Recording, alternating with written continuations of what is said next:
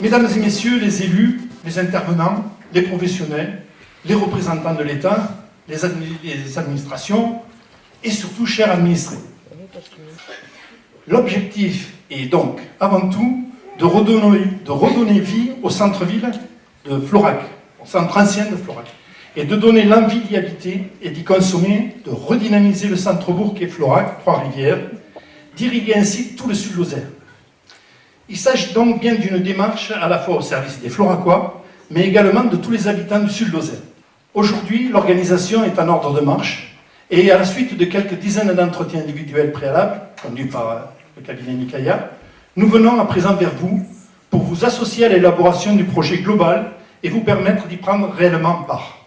Ensemble pour le Florac de demain est donc bien l'affaire de tous, et persuadé que cette réunion finira de convaincre les plus sceptiques d'avance, je vous adresse mes meilleurs encouragements et vous remercie pour votre implication au service de notre territoire. Je vous remercie. Ce qui nous occupe ce soir, la concertation et la participation, le cabinet Nicaïa Conseil, qui va porter la démarche de concertation.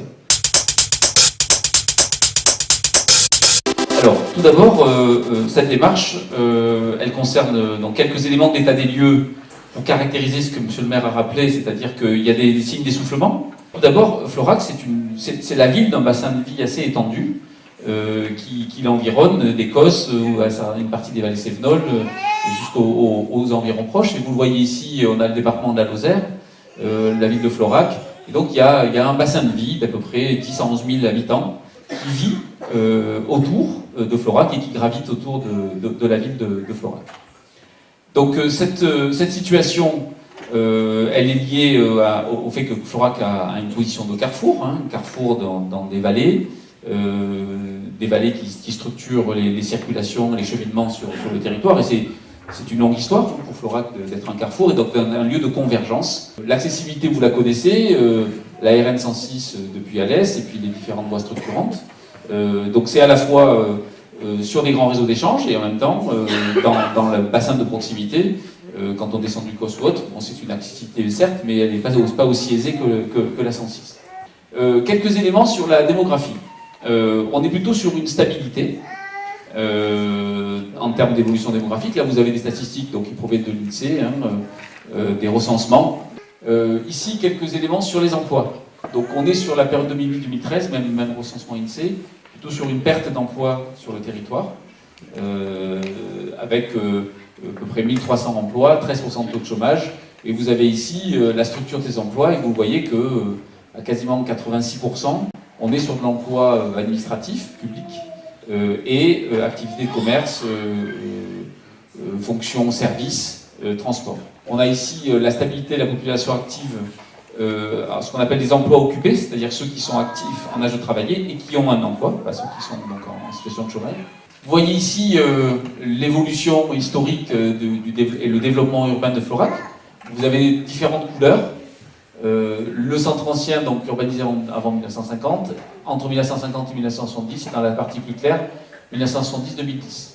Donc on voit assez clairement que progressivement, en fait, on s'est éloigné du cœur du centre ancien, et donc il y a potentiellement une relation de cause à effet entre un éloignement relatif du cœur de ville historique, d'activité, de présence humaine, et une certaine baisse de dynamisme et de vitalité du centre ancien lui-même. Un autre éclairage qui porte plus sur la dynamique du logement. Donc vous voyez que si la population est à peu près stable, on a une augmentation du nombre de logements.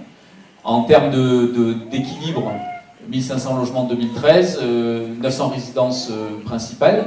Mais par contre, la croissance des résidences secondaires est un peu plus forte en termes de rythme que les résidences principales. Alors si on se focalise un tout petit peu sur l'habitat du centre ancien, vous le connaissez bien, on a des situations qui sont assez contrastées. Un des caractéristiques, c'est quand même on a un parc ancien, vieux, pour une partie en mauvais état, pour certaines parties même en très mauvais état. Un peu moins de 10% de logements qui ne sont pas occupés.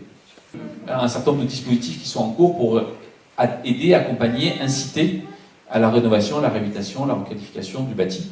Donc entre des fonds publics et les possibilités d'investissement des propriétaires privés. Néanmoins, une partie importante du centre ancien n'est pas requalifiée et est relativement en mauvais état. Vous avez ici notre regard qui porte sur les activités commerciales qui sont présentes au sein de la commune, donc 160 établissements recensés, avec une part importante au commerce de détail, des développements récents et des projets qui sont plutôt, encore une fois, en périphérie ou à l'extérieur, donc avec une demande plutôt d'aller je dirais, sur l'extérieur que de s'implanter dans le centre. Dans les activités, donc ce qui est recensé, c'est qu'il y a aussi des activités qui sont saisonnières, donc qui profitent, entre guillemets, de la fréquentation touristique, qui augmente la population du bassin de vie en période estivale, mais qui ne sont donc pas présentes l'hiver. Donc ça, c'est une caractéristique. Alors, on peut trouver que c'est bien ou moins bien, mais en tout cas, c'est une caractéristique. Un point, hébergement, restauration, et puis ensuite un petit éclairage sur la dimension touristique.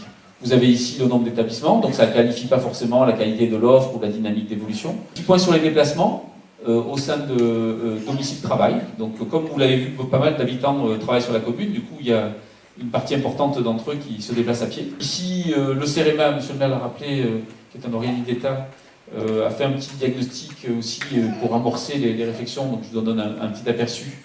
Donc la 106 et les rues de circulation principale au sein de la commune. Et vous avez, ils ont fait une estimation des trafics, des places de stationnement. Je l'ai évoqué sur le volet tourisme. Bon, je vais pas vous rappeler la situation et la proximité de grands sites, des classements UNESCO d'Écosse-et-Cévennes au patrimoine mondial de l'humanité. La fréquentation touristique à Florac en termes de visiteurs par an, c'est à peu près 18 000 visiteurs, comparé à la population d'habitants, un peu plus de 1000 habitants. Et puis pas mal d'animations, de festivités. Il y avait celle de la soupe récemment. En tout cas, un dynamisme, une vitalité certaine, et qui participe d'ailleurs de l'attractivité de Florac par rapport à ce bassin de vie. Donc c'est donc de mobiliser votre intelligence individuelle et l'intelligence collective pour réfléchir au Florac de demain, et en particulier sur le secteur du centre ancien.